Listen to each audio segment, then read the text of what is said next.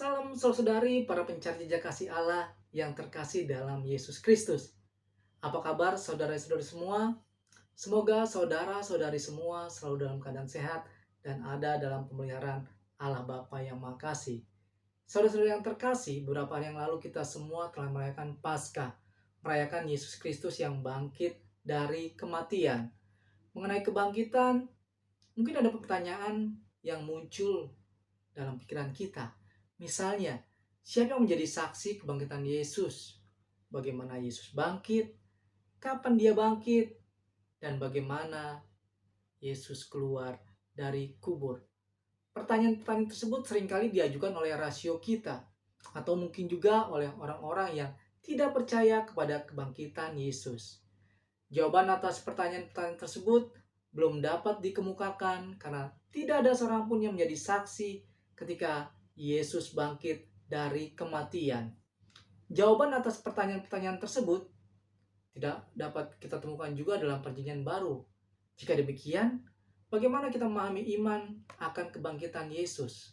Saudara-saudari terkasih, iman akan kebangkitan Yesus timbul karena rangkaian peristiwa-peristiwa yang terjadi di sekitar hari pertama dalam minggu setelah Yesus disalibkan. Dalam keempat Injil, kita akan menemukan tiga hal yang sama tentang kisah kebangkitan.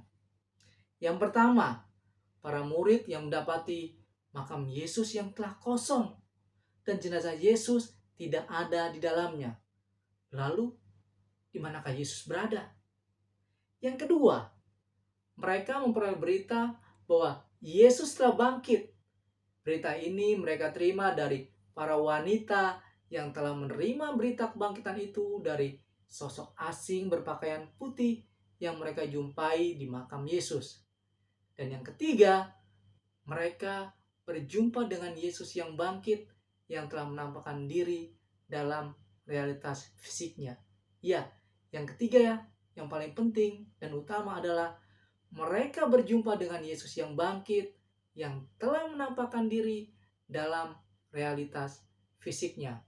Makam kosong, berita kebangkitan dan perjumpaan dengan Yesus yang bangkit mengingatkan mereka akan sabda dan karya Yesus tentang kebangkitan dan bagaimana Yesus sudah memberitakan tentang kebangkitannya sebanyak 3 kali. Ya, sebanyak 3 kali. Saudara-saudari terkasih, dalam kisah Perjanjian Baru, para wanita yang datang ke kubur Yesus, para rasul dan para murid lain adalah saksi kebangkitan Yesus. Mereka menjadi saksi kebangkitan Yesus melalui perjumpaan mereka dengan Yesus yang bangkit. Saudara-saudari, mari kita lihat bagaimana perjumpaan para wanita tersebut dengan Yesus yang telah bangkit. Saudara-saudari mungkin bertanya-tanya, siapa sih para wanita yang pertama kali menerima berita dari malaikat bahwa Yesus telah bangkit?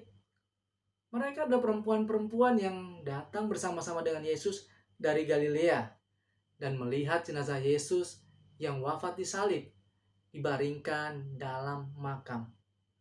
Mengenai mereka di Lukas 8 ayat 2-3 dikatakan, mereka adalah beberapa orang perempuan yang telah disembuhkan dari roh-roh jahat atau berbagai penyakit, yaitu Maria yang disebut Magdalena yang telah dibebaskan dari 7 roh jahat, Yohana istri Kuza, bendahara Herodes, Susana, dan banyak perempuan lain.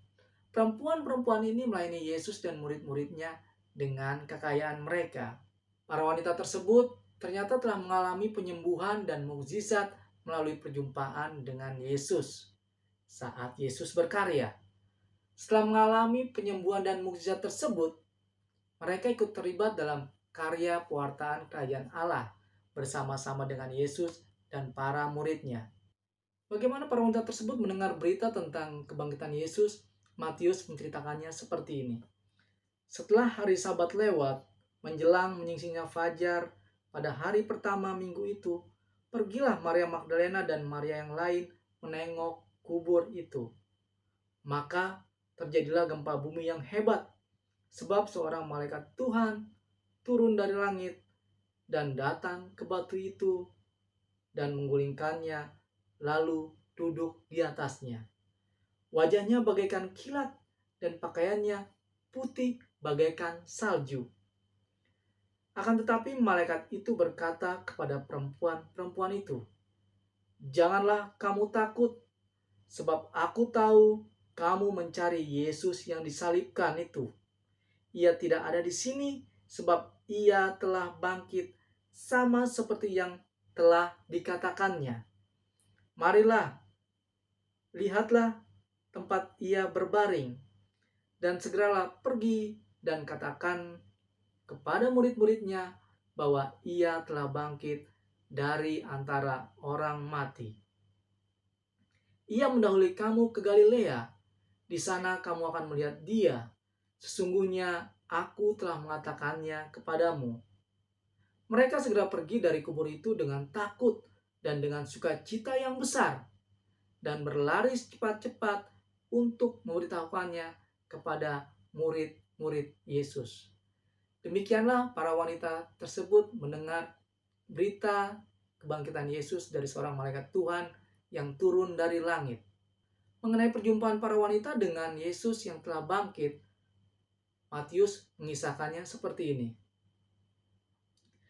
Tiba-tiba Yesus berjumpa dengan mereka dan berkata, "Salam bagimu."